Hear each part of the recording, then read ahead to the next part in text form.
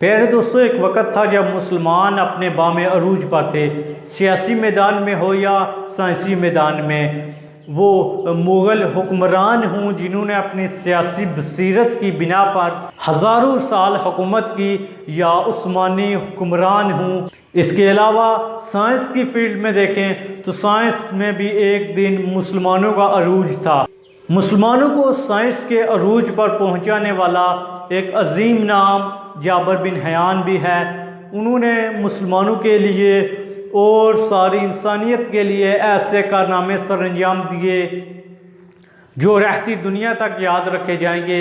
आज हज़ारों साल गुजरने के बाद भी जाबिर बिन हयान जैसे अजीम लोगों का नाम जिंदा है। प्यारे दोस्तों, आज उनकी ज़िंदगी के मतलब आपको बताने वाले हैं, आपको उनकी साइंसी कैरियर के मतलब भी बताएंगे। तो चलें आज की वीडियो का आगाज़ करते हैं। अस्सलाम वालेकुम, यूनिक इल्म अकेडमी पर खुश आमदीद।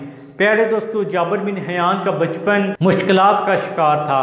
कहा जाता है कि वो खुरासान में पैदा हुए। उनकी पैदाइश के बाद उनके बाप का साया उनके सर से उठ चुका था। ये पहली मुश्किल थी उनके लिए। इसके बाद उनकी वालिदा ने उनकी परवरिश की। प्यारे दोस्तों, जब वो जवान हुए तो उनकी वालिदा ने उनको अपने मैके में छोड़ दिया, जहाँ पर उनकी तालीम और तरबियत का कोई ख़ास बंदोबस्त ना हो सका। प्यारे दोस्तों, उनका पेशा अद्वियात साजी था। इसके अलावा वो हकीम भी थे। उनकी हिकमत का एक वाक़या भी आगे चलकर आप दोस्तों की समातों की नज़र करेंगे। प्यारे दोस्तों, उस वक़्त कूफा तालीम और तरबियत का एक अजीम मरकज़ था। जाबिर बिन हयान ने अपनी जवानी में कूफा की बस्तियों में तरबियत हासिल की और वहाँ पर उन्होंने इमाम जाफ़र सादिक की शागिर्दी अख्तियार की। उनके अदारे में जहाँ पर साइंस के मुतल्लिक़ तालीम दी जाती थी, वहीं पर हिकमत और मंतक की भी तरबियत दी जाती थी। वहाँ के लोग सोना बनाने के काम में मशगूल थे और हर तरफ ये धूम मची हुई थी। तो जाबिर बिन हयान ने भी इसी दुनिया में कदम रखा और सोना बनाने की कोशिश में लगे रहे, लेकिन वो अपनी इन कोशिशों में नाकाम हुए।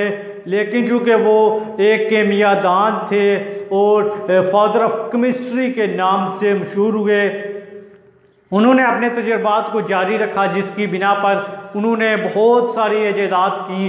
प्यारे दोस्तों, आपको उनके इजादात के मतलब बताएं तो उन्होंने बहुत सारी ऐसी चीज़ें ईजाद की जो आज की जदीद साइंस भी मानती है। तेज़ाब उनकी अजीम इजादात में से एक है। तेज़ाब का वाक़या आपके साथ शेयर करें। एक मरतबा वो अपनी तजर्बागाह में थे कि इसी दौरान हादसाती तौर पर उन्होंने तेज़ाब को ईजाद किया। वो तेज़ाब इतना ज़्यादा ख़तरनाक था कि वो जिस बर्तन में भी डालते उसमें वो छेद कर देता, उस बर्तन को बुरी तरह से नुकसान पहुंचाता। प्यारे दोस्तों, जब उन्होंने अपनी उंगली के ज़रिए उस तेज़ाब को टच करना चाहा तो उस उंगली को भी उस तेज़ाब ने जला दिया। इसके बाद से उन्होंने इस तेज़ाब को इंसानियत के लिए वक्फ कर दिया और आज भी साइंस की फील्ड में ये तेज़ाब इस्तेमाल होता है।